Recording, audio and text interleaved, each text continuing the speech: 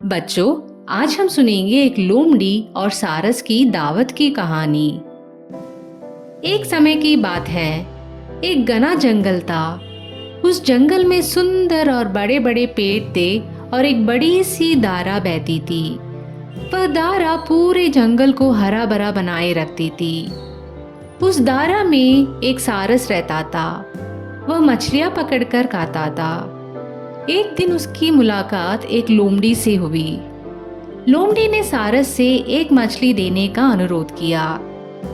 सारस ने उसे मछली दे दी। इसके बाद हर दिन लोमड़ी आती और सारस से थोड़ी बात करती। सारस रोज उसे एक मछली दे देता। धीरे धीरे दोनों अच्छे दोस्त बन गए। एक दिन सारस ने लोमड़ी से पूछा, तुम हर दिन मेरे घर आती हो, लेकिन तुमने कभी मुझे अपने घर नहीं बुलाया। लोमड़ी ने कहा, ओ मेरे दोस्त, मैं तुम्हें अपने घर बुलाना बहुत पसंद करूंगी। कल मेरे घर आ जाओ।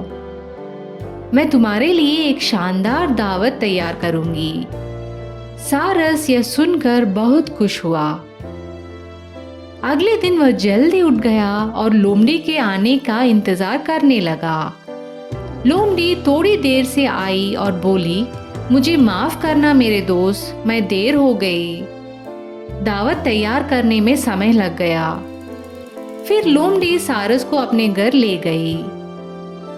उसने एक सुंदर टेबल कवर निकाला और खाने की मेज पर रखा। फिर वह एक कटोरी में मछली का सूप लेकर आई। सूप की खुशबू बहुत अच्छी थी। सारस बहुत भूखा था और बोला, वाह, इसकी खुशबू कितनी अच्छी है। लोमड़ी ने कहा, रुको मेरे दोस्त, तुम इस कुर्सी पर बैठो, मैं तुम्हें परोसती हूँ। लोमड़ी ने 2 प्लेट निकाली और सूप डाला। उसने एक प्लेट सारस को दी और कुछ सूप चाटने लगी। सारस ने भी सूप पीने की कोशिश की, लेकिन वह अपनी लंबी चोंच से प्लेट से सूप नहीं पी सका। वही लोमड़ी ने सारा सूप चाटकर खत्म कर दिया। लोमड़ी ने कहा, क्या दावत थी, मैं तो पूरी तरह से तृप्त हो गई। सारस को बहुत अपमानित महसूस हुआ और उसने लोमड़ी को सबक सिखाने का निश्चय किया। अगले दिन सारस ने लोमड़ी को अपने घर बुलाया। सारस ने मछली का फ्राई बनाया। लोमड़ी ने पूरे दिन कुछ नहीं खाया और दावत का इंतजार करती रही। वह बहुत भूखी थी। सारस ने लोमड़ी को बैठने के लिए कहा और कहा, मैं तुम्हें परोसता हूँ मेरे दोस्त। सारस 2 लंबे और पतले मुंह वाले कांच के जार लाया। उसने उसमें सूप डाला और लोमड़ी के सामने रख दिया। सारस ने आराम से जार से खाना खा लिया। लोमड़ी ने जार से चाटने की कोशिश की, लेकिन उसकी जीभ अंदर नहीं पहुंच सकी। उसका मुंह जार के पतले मुंह में नहीं जा सका। उसके हाथ भी अंदर नहीं जा पाए। इस बीच सारस ने सारा मछली फ्राई खत्म कर लिया। लोमड़ी को समझ में आया कि जैसे सारस कल भूखा रह गया, वैसे ही आज मैं भूखी रह गई।